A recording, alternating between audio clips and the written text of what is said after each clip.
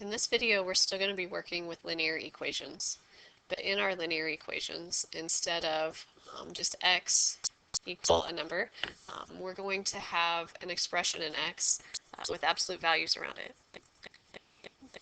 So recall that the absolute value of a number is the distance that that number is from 0 on a number line. And so what we're searching for here when we're solving this equation is we're looking for all of the numbers that are 5 steps away from 0. Okay, now notice that instead of just having one solution to the equation, this equation has two solutions because I can actually take 5 steps in either direction when I start walking away from 0. Okay, so two solutions to this equation here.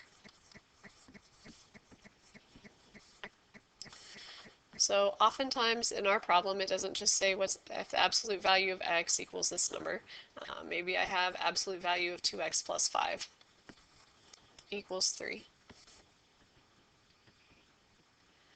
So now instead of being 5 steps away from 0, I'm talking about being 3 steps away from 0. And I know 3 is one number, one place I can stand to be 3 steps away from 0. But I can also stand on -3 and be 3 steps away. So what I've got now is from the one equation that I'm given, I'm going to write two new equations of my own. Okay, one of them is that the stuff inside, okay, this represents a number that's 3 steps from 0. So either this represents 3 or it represents -3. From the two equations that I'm given out of my book, the one equation I'm given out of my book, I'm going to write two new equations that I get to solve for x. Okay, from here, each of these equations has 2 steps to get to the solution. I'm going to subtract 5 from both sides, and then I'm going to divide both sides by 2. Same thing over here. I'm going to subtract 5 from both sides, and then I'm going to divide both sides by 2.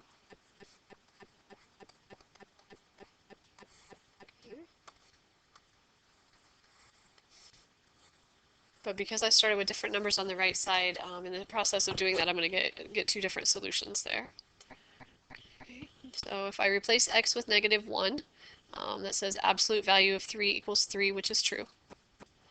If I replace x with -4, it says absolute value of -3 equals 3, which is also true. From the one equation I'm given, there are two solutions. I make two new equations, I solve them for x, and there are my two solutions.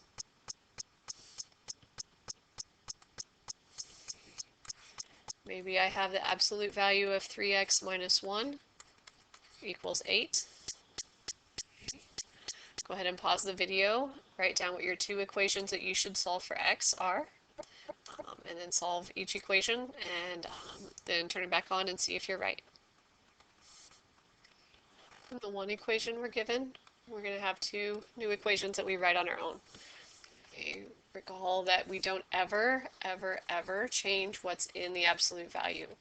The 3x minus 1 stayed 3x minus 1 in both places. Okay, what changed was the positive 8 to -8. From here, there's two steps. We're going to add 1 to both sides. We're going to divide both sides by 3. And there's our two solutions for our equation. Okay. Stuff inside equals 8. Stuff inside equals -8. Now, just as I always say, the only way to make the problems any harder is to create problems with more steps. So let's think about what happens if we're given absolute value of x minus 2, that thing plus 5 equals 9.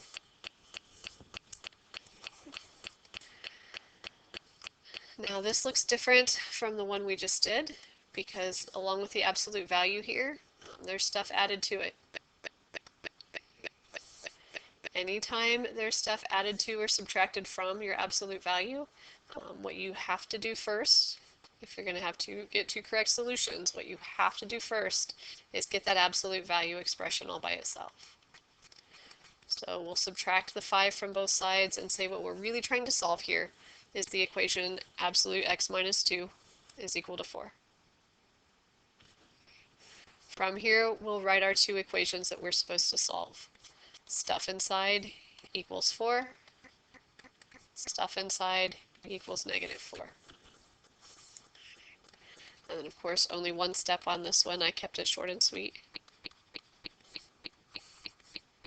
Okay. And we get x equals 6 for one of the solutions, and x equals negative 2 for the other.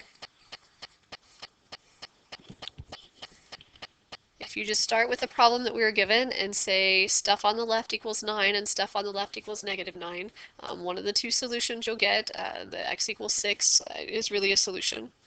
The other solution that you'll find, though, that you will believe to find is not a solution. Okay, you need to get that absolute value by itself first before you take them off and create the two equations that you need to solve. Okay. In your textbook, there are some examples, and in your exercises that you're given on your assignment, you need to read through. I kind of leave that up to you to find in your book. There are some tricks, is not really the right word, but different situations that don't follow this routine, that don't follow these guidelines. And so I'm going to let you read on that and see what those other two cases are. If you're not sure how to deal with them, then please get a hold of me. It's not a secret. It's just something that I do believe there's an importance to being able to read your textbook and interpret those examples along with hearing me say things out loud. So get a hold of me if you need something, and good luck with your homework.